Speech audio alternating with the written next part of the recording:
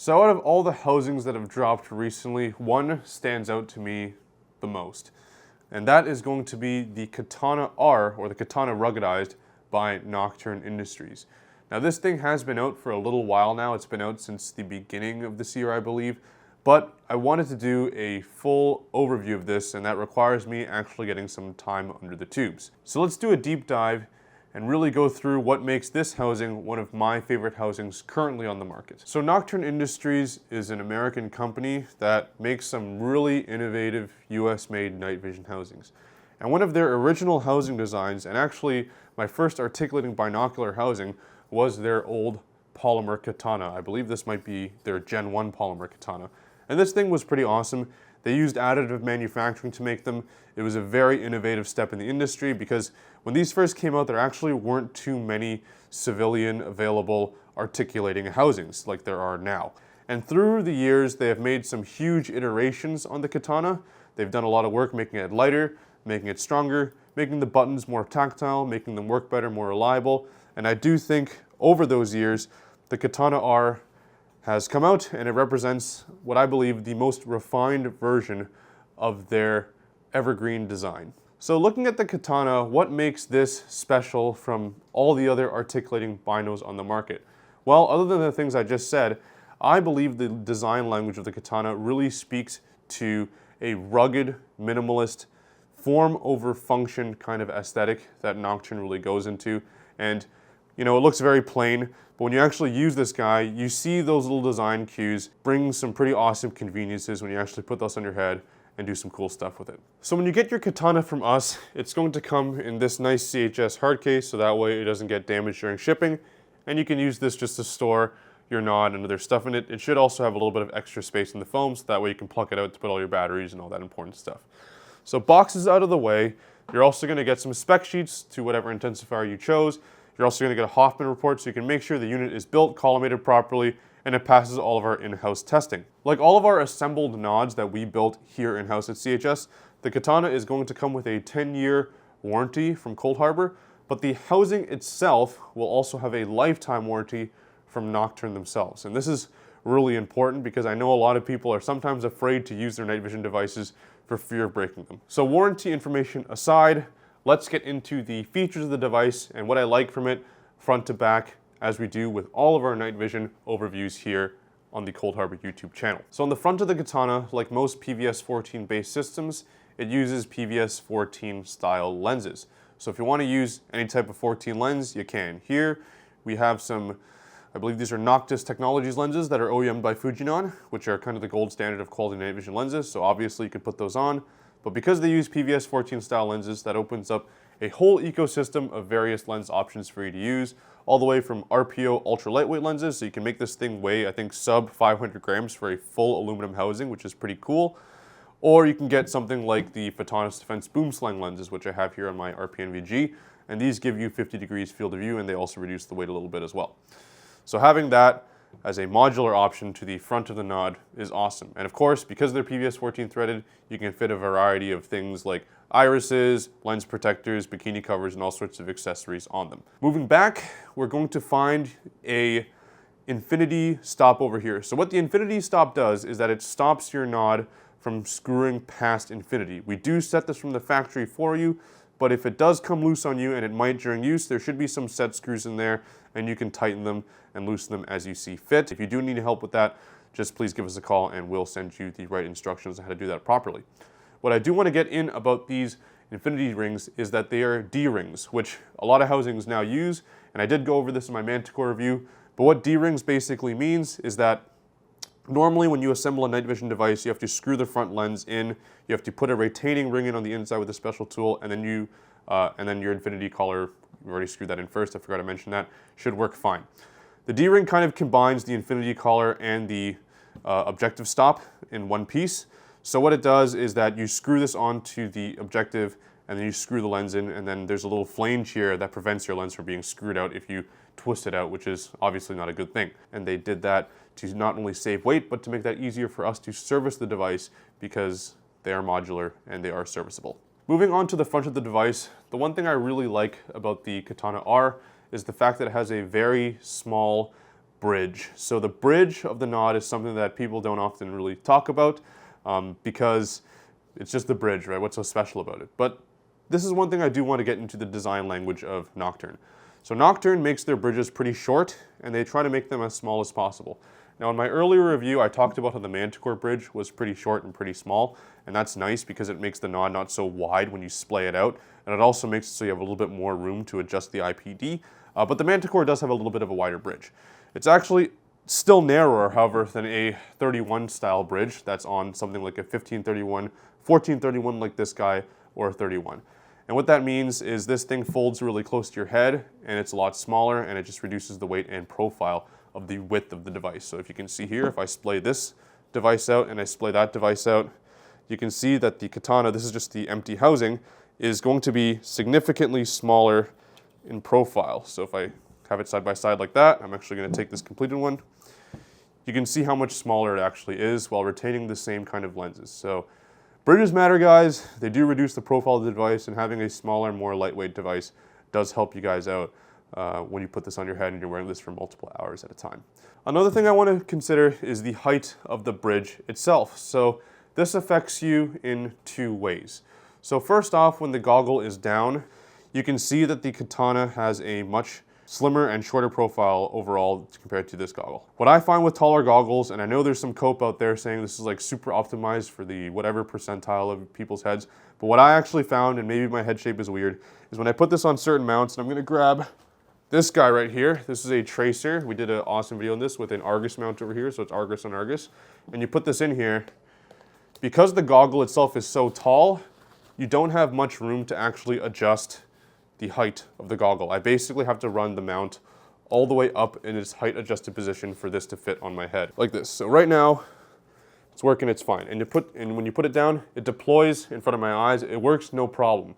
But the problem is when the goggle shifts like this as you move it, or depending on the kind of head mount you use, depending on your head size and all that stuff, if for some reason you cannot move the mount higher than this position, let's say, and this position is going to be around the same on all G24 Argus style mounts, you're kind of SOL. So sometimes the goggle will sit a little low, and depending on the padding inside of your helmet or the ride height of your Nod mount, you can't actually do anything to move the Nod higher other than to shift the helmet itself, which in my personal opinion isn't ideal. Now if you use something like a Cadex mount, which has a lot of adjustable screws, that's not actually a problem, but I know a lot of you guys are using these Argus mounts out there and other G24 style mounts, so that's something you do want to consider, is the height of the Nod. Another thing to consider about the bridge height is going to be where the battery is placed.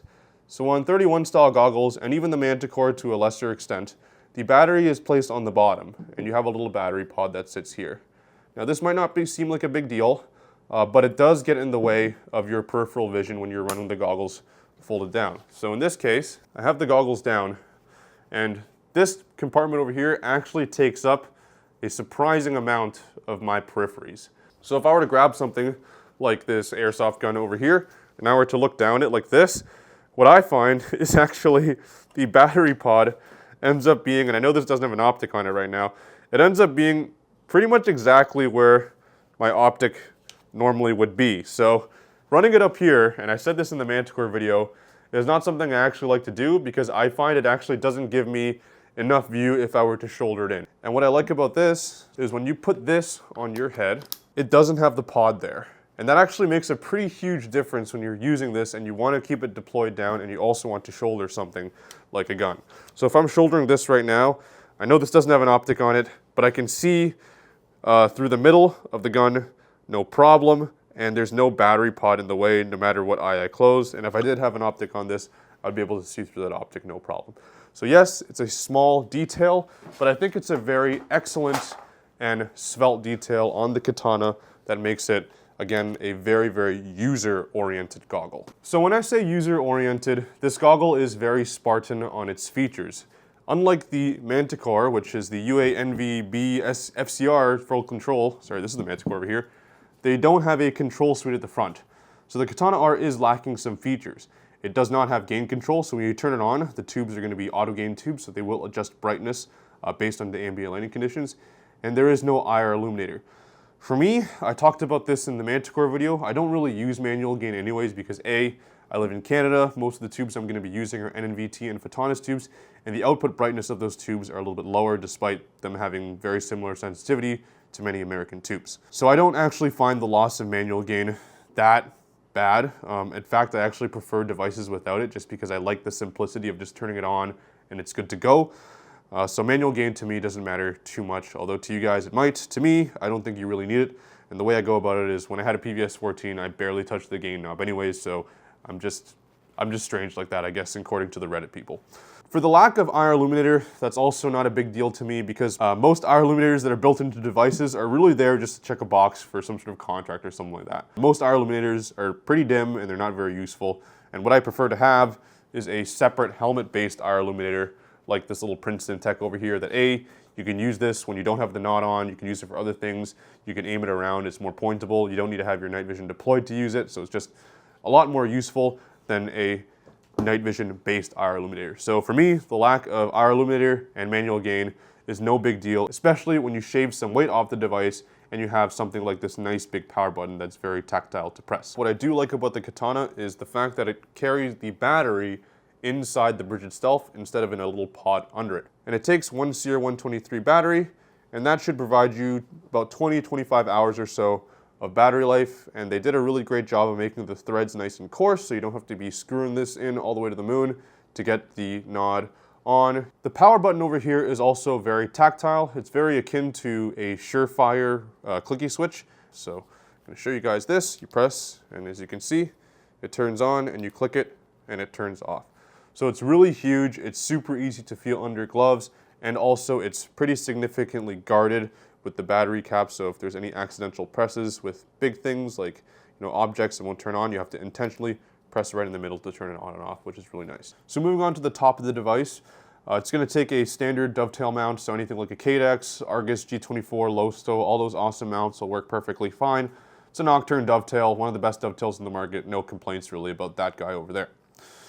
On the bottom, you're going to notice it actually has a little pod over here, and that's not for batteries, that's going to be for an external power port, and it uses a double-aught LEMO port, which is really nice because it reduces the profile of the cable, and you can have a smaller cable, smaller port, just reduces the weight of everything, but it has the same power delivery as other ports. So this is a full LEMO connector over here, and as you can see, it's going to be a lot bigger on this RPNVG than the double-aught LEMO on the Katana. So very, very nice design choice from Nocturn to reduce the profile of the device. If you do use an external power pack, you can use something like a 31 style battery pack, which we sell. We also have the bat pack from Nocturn. Both of them will give you 90 plus or so hours of battery life, and they will allow your device to run all night long for multiple nights. One thing that I do want to point out though is if you do use an external power source, unlike other devices, it needs to have a battery inside because the battery inside here basically completes the circuit of the device. It will not use the battery in here until this battery on the pack runs out. If it's not turning on because you have a battery pack plugged in, it's most likely because you don't have a battery in the device itself. So moving on to the side, as you can see, it's a very tiny profile for this guy. As continuing the theme of keeping things small and light, you'll also notice that it's very heavily scalloped on this bad boy from the hinge all the way to the body itself. It's going to use a mil-spec Type 3 hard anodize, something like that. The details are on the website. But what I have noticed from the coatings from Nocturn for their metal housings is they're extremely durable, some of the best in the industry. The device itself is constructed out of 70-75 aluminum. I believe with mil-spec lenses, this guy weighs about 530 grams. If you put ultralight lenses in there, you're gonna drop that weight significantly to under 500 grams for a full aluminum device, which is very impressive. The concerns about strength for the original Katana are 100% gone. There's some pretty awesome videos of Nocturn beating the crap out of this thing and the Manticore, and these are very, very rugged devices, very well constructed, and they can take pretty much any realistic abuse. And of course, if something does go wrong, you always have that warranty to cover you if these devices break on you in the field. So moving on to the rear, there's the rear part of the bridge, and it's pretty interesting what Nocturn has done here, and they do this with all their devices, but they refined the stops on this much like they refined them for the Manticore. They're much harder to do. So they work on this friction-based IPD stop system. So there's these little crescent moons back here, and they move and tighten based on where you set them. So if I set them up here, you move the nod down. Now the nod's meant for this really wide-eye boy. and it kind of gives it this soft stop here, which is very pleasant. It hasn't come loose on me during use, and the same can be said for the Manticore. If I want to move this to my IPD, all I would have to do is move it a little closer, make sure it's even, and now when it folds up, it's fine, and when it folds down, it'll soft stop in front of where my eyes are, which is awesome. There's also going to be some retention over here on the top, which is nice. So if you want to put something like a Cold Harbor little lanyard over here, that works really well. And what I like about putting the lanyards up here instead of on the pods, and I believe the R&VG A's have that, is that this, if you want to put a really tight lanyard on it, it doesn't affect the tension of your pods. Sometimes if you lanyard the pod and you're running around, or if your elastic is too tight, the pod can start kind of jerking up and moving around different ways. So having it on the bridge is always going to be, in my opinion, a much better option. Now we do set the tension out of the box for you guys for these so they're nice and tight, so if you jump around, they won't really flop around at all. But if you do want to adjust it, and this is going to be totally up to you, don't damage your device, that's on you if you do.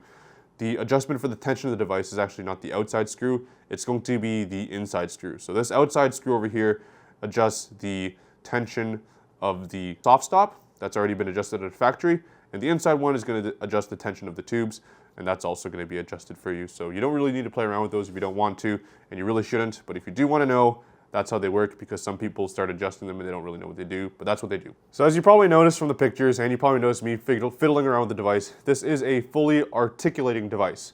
So what that means is that the pods move up and down like this, which is really nice because they can move out of your way. So if you're running in a vehicle or anywhere where there's low ceiling, you can move the pods out of the way like this so that it does not get in the way of your vision and you don't have the pods bumping up and down like you would with a fixed bridge goggle like the RPNVG. Continuing the trend of other Nocturn devices, they also feature individual pod shutoff, which is really great because it prevents backsplash or casting to your helmet, and it also saves your tubes in high light conditions. So of course you have your on-off over here that turns the tubes on and off, so they're on right now, and if you articulate this tube up, you can see that this tube turns off, and if you articulate this tube up, you can see that tube turns off. I personally think this is a vital feature for any binocular goggle, so I really like that the Katana R has that as a mainstay feature. So on the rear, as I mentioned earlier, this guy will be using any standard mil-spec lens, so like I said, you could put any lens on to get any characteristics that you desire. So I want to go over the inside of the device just a little bit, just because I think it's really interesting some of the design decisions Nocturn made for this guy, and really the only one is something I went over in the Manticore review, and that's going to be the combined light pipe / tube retaining ring. So normally, when you put nods together, the nods are put together with two pieces. There's going to be a light pipe on the inside, which you'll get your low battery indicator and all that stuff. So if this guy does run low on battery, you'll start to see a red flash, which is really nice. So that way you know you got to change your batteries out. But you also have to put a tube retaining ring on top of that. So it does add a little bit of weight. It does add a little bit of complexity. And what I like that Nocturn did was they simply just made that into one piece. It's basically just a translucent tube retaining ring that also transmits light. So that's really nice. So that pretty much goes over all the features and what I think about each feature of the Katana R. Now, if you do want to get this device, it does come in a variety of colors. Right now in my hand, there's also a green one that we don't currently have in stock, but we can get them if you so wish. So send us an email if you want the green Katana. I have the Katana over here, which is going to be the tan one. Terrible joke, I know. It's also going to come in basic black, which looks awesome. And like I said, these coatings do a really great job of holding up to a lot of rigorous use. The Katana R is also offered in all of our tube configurations. So if you want to get something with an NVT tube, just to save a bit of cash, so you have something that's really nice and upgradable in the future, you can get that, or if you just want to get some basic performance, and you can obviously put tubes all the way up to a Photonis 4G high gain in these guys from us, and that'll get you some pretty incredible performance, mil-spec tubes, amazing auto gating, very high gain, all that good stuff, in a variety of price ranges. I mention that not because it's unique, but because we also offer the Katana R in a starter package variation, much like our PVS 14 starter package. So you can get this premium housing with some entry-level tubes, so you get a really great housing that you can build on in the future, and you get very modestly performing tubes in a lower price package compared to other binoculars on the market. So if you guys are looking for the most bang for your buck, check out our starter kit options on our website, and you will see the Katana R starter kit included, and it will also include the same legendary warranty, case, and all that good stuff. If you are interested in how those tubes actually perform, we're going to get into that in a bit when we put the tube comparison up. Spoiler alert, it's going to be a similar comparison to the one that we did in the PVS 14 starter video, but if you guys have not seen that and you do want to get your feet wet with the Katana R system, there's going to be some tube comparisons coming up for you later down the line. So on to some of the comparison footage specifically for the starter kit, as you will see highlighted in this video. So actually the starter Katana Rs offer slightly better tubes than our starter PVS 14s or 1431s. You can think of them as kind of a starter kit plus. They're going to be coming with NNVT4 auto-gated tubes, which are around the 1600 FOM range versus the 14 to 1500 the NNVT4 non-auto-gateds come in. And as you can see here, you do get a little bit of increased performance with the NNVT4 AGs versus the other tube because they do have higher SNR. What I do notice that's kind of interesting is even though the gain is relatively similar on these two specs that we have out, the NNVT4 AG is a little brighter, and that actually has been consistent with my in-person testing results as well, which we will see very shortly. I forgot to mention this earlier, but all of our tests are going to be using mil-spec lenses, which will be included on every single starter kit nod that we sell, so you guys can get the best image quality with the tubes you have. When we take these out to the real world, you can see the Katana R starter kit actually outperforms the PVS 14 and 1431 starter kits by a decent margin. The image is a lot less noisy, it's brighter, it's easier to see the details. In this case, it's going to be a riverbank, so if you are crossing hazardous environments, it's going to be a little easier to discern things. Now coming up, we're going to be comparing the NNVT4 auto-gated Katana R to a conventional or custom-built Katana R that we offer with a higher end tube. In this case, it's going to be a Fatanis Echo tube. And as you can see, the Echo is going to be a bit of a step up from the NNVT4 AG. You're going to get much better contrast in the image, so the dark part of the riverbank is much more visible. You will also get a lot less noise, so that you can see fine details such as the ripples and the rocks a little better in this example. Moving on to our more realistic low light tests in this canopied forest, you will notice that the NNVT4 AG of the Katana R starter kit performs very admirably. There is a lot less noise compared to the starter PVS 14 kits, and that reduction in noise makes seeing things like the paths, the bushes, the obstacles in the background, and the person moving a lot easier than you would with the NNVT4 non-auto-gated tubes. Not that the NNVT4 non-auto-gateds are unusable. The NNVT4 AG 1600 FOM tubes are just a bit of a step up compared to their more affordable cousins. Now, comparing this to the Echo tube, if you do want a little bit more performance out of your Katana R, we do suggest getting either one of our ready-to-ship options on our site or a custom-built one, and then we could put some nicer tubes in this night vision device for you to get a little bit more out of it. However, because the Katana R starter kit uses very standard parts, you could start off with a more modestly performing night vision device, but because you have a really awesome housing, if you do want to upgrade down the line, send us a message and we can see what we can do for you and throw some nicer tubes in there. So is the Katana R going to be the device for you? And I think the Katana R is a fantastic device. It's actually one of my favorites that's currently out because of its simplicity. So I know a lot of new users are probably going to want to look for the amount of feature creep that their device has, which the Manticore is an example of that. Now, not saying the Manticore is a bad device, it's actually a very great device, as I went over in a pretty glowing review that I did earlier. But I think if you're a bit more of a power user, you've used nods for a while, you kind of know what they're for, and you kind of know how you like to use them. And for me, I like very, very simple devices that basically have an on-off switch, are built like tanks, and that have very nice, simple, and reliable features. And the Katana R checks all those boxes for me. So if you're a power user, or even if you're a new user that's getting burdened by all the information out there about feature creep, I just like my device to be lightweight and simple. It articulates, which is really nice for usage in multiple conditions. It has a very tactile on and off button. It has long battery life. It's made of durable materials, and it has a great warranty. So there you have it, guys. Katana R, pretty sweet little housing. For all this and more, go to our website, Cold Harbor Supply, and we will see you on the next one. Stay safe out there.